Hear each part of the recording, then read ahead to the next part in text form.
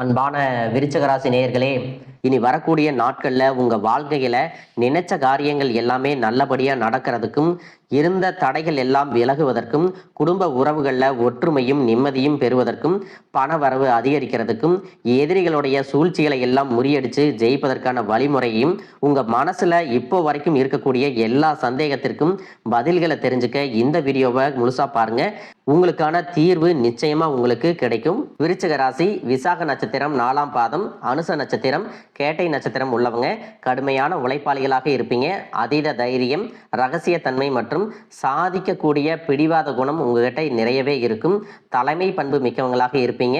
ஆராய்ச்சி மற்றும் நிர்வாகத்துறையில சிறந்து விளங்குவீங்க.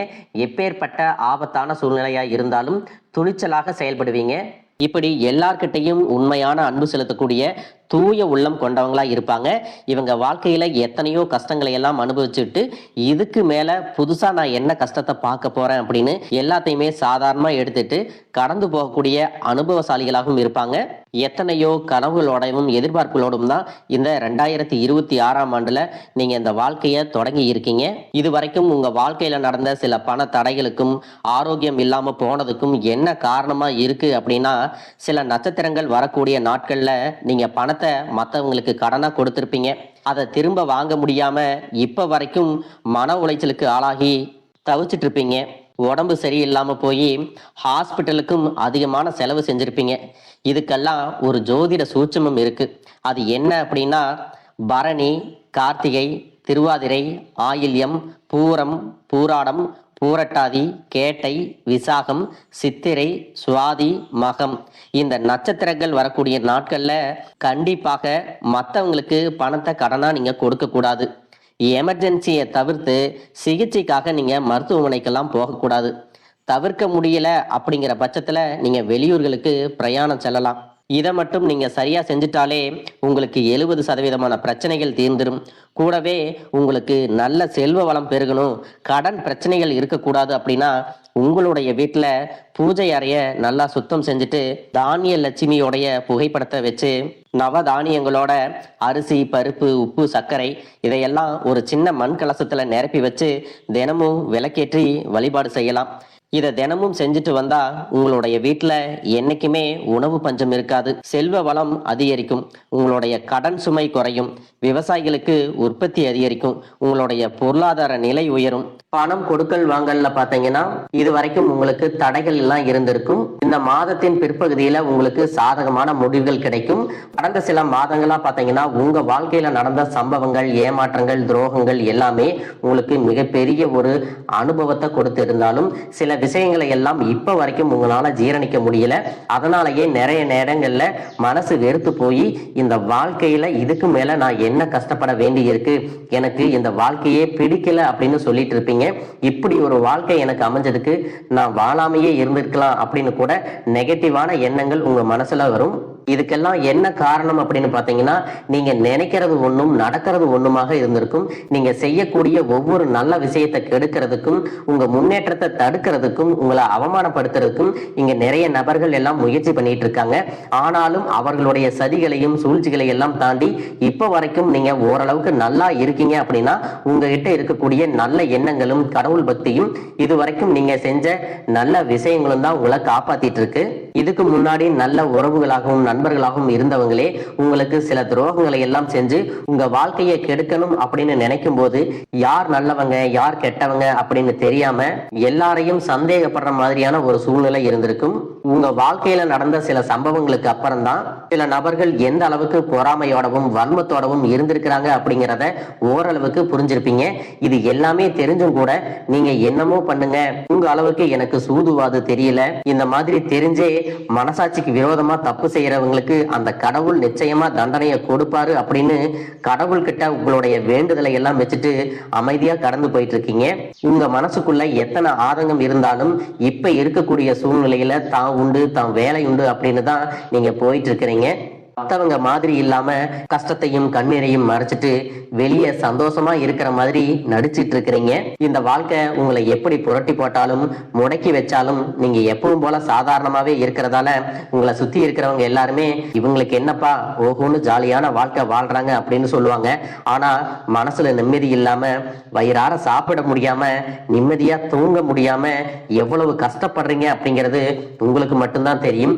இந்த மாதிரி உங்க வாழ்க்கையில திடீர்னு ஒரு பிரச்சனை அப்பப்போ வந்துட்டு தான் இருக்கு. அதையெல்லாம் எல்லா இடத்துலயும் நீங்க கடந்து வந்துட்டு தான் இருக்கீங்க.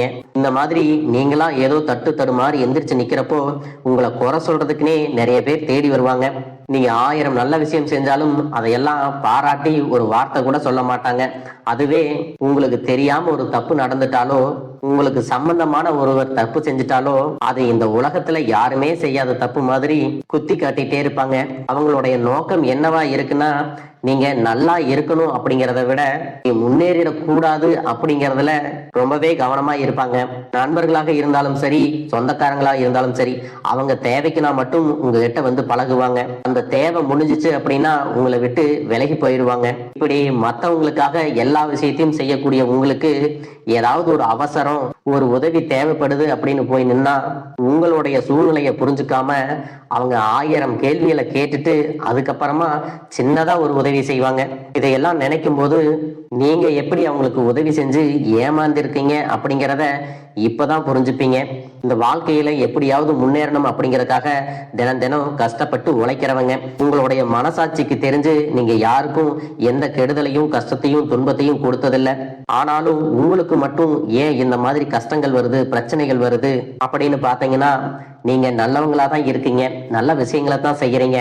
ஆனாலும் உங்களை சுத்தி இருக்கக்கூடிய மனிதர்கள் அந்த மாதிரி நினைக்கிறது இல்ல. நீங்க என்னதான் பிரச்சனைகளை எல்லாம் தவிர்த்துட்டு வந்தாலும் ஏதாவது ஒரு சூழ்நிலையில பிரச்சனையும் கஷ்டமும் உங்களை தேடி வந்துட்டு தான் இருக்கு. ஆனா இனி வரக்கூடிய நாட்கள்ல உங்களுக்கு சந்தோஷத்தையும் மன மகிழ்ச்சியும் கொடுக்கக்கூடிய ஒரு காலகட்டமா இருக்க போகுது. இது நாள் வரைக்கும் பாத்தீங்கன்னா வாழ்க்கையில் நடந்த கெட்ட விஷயத்தை எல்லாமே மறந்துருங்க.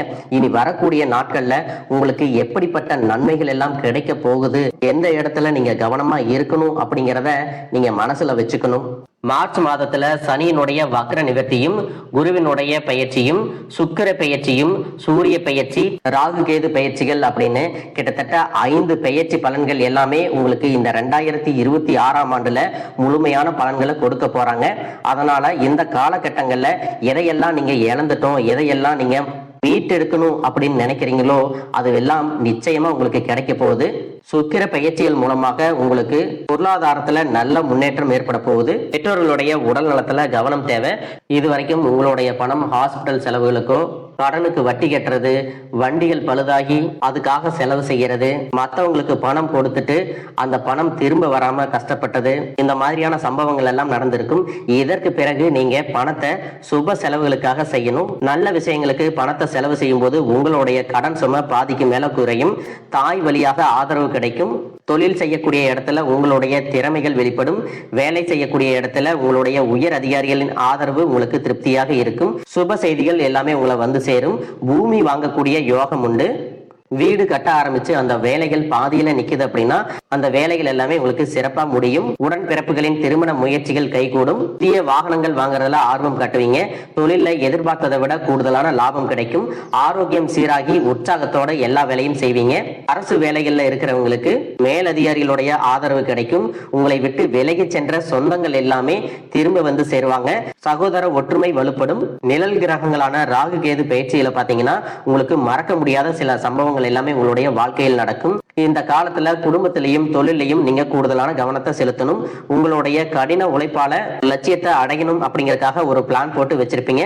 அதுவெல்லாம் உங்களுக்கு கையில கிடைக்கிற நேரத்துல சில தடைகள் வந்து சேரும். அதன் மூலமா பண தடைகள் உங்களுக்கு வரும். அதன் மூலமா உங்களுக்கு பணம் வருவது சில தாமதங்கள் ஏற்படும். வியாபாரத்துல போட்டிகளை எல்லாம் நீங்க சந்திக்க வேண்டியது இருக்கும். குடும்ப உறவுகள்ல நீண்ட காலமாக இருந்த திருமண தடைகள் எல்லாமே நீங்கும். கல்யாண பேச்சு கைகூடும். சின்ன வயசுலயே கணவன் மனைவி பிரிஞ்சிருக்காங்க அப்படின்னா விவாகரத்து பெற்றதுக்கு அப்புறம் அவங்களுக்கு 2வது திருமணம் கைகூடக்கூடிய வாய்ப்புகளும் இருக்கு. உறவினர்களோடு இருந்த மனக்கசப்புகள் எல்லாமே மாறும். ஆரோக்கிய தொல்லை உங்களுக்கு அதிகரிக்கும். அரசு வழியில சில சிக்கல்கள் உருவாகும். தன்னம்பிக்கையும் தெய்வ நம்பிக்கையும் அதிகமாக தேவைப்படும். இந்த காலகட்டத்தில் ஆரம்பத்தில் உங்களுடைய வளர்ச்சிக்கு காரணமாக இருந்தவர்களே உங்களுடைய வளர்ச்சியை பார்த்து பொறாமப்பட்டு எதிரிகளாக மாறக்கூடிய சூழ்நிலையும் இருக்கும். குடும்ப தலைவர்களுக்கு குடும்ப உறுப்பினர்களாலேயே சில தவறான புரிதல் மற்றும் அளவுக்கு அதிகமான சிந்தனையால மன அழுத்தம் அதிகமாகி உடல் ஆரோக்கியம் பாதிக்கப்படும். உடல் பருமன் அதிகமாகக்கூடிய சூழ்நிலை இருக்கு. சின்ன சின்ன விஷயத்துக்கெல்லாம் கோவப்படுவதை தவிர்த்துக்கணும். இந்த மன அழுத்தத்தை குறைக்கிறதுக்கு ஆன்மீக வழிபாடு அவசியம்.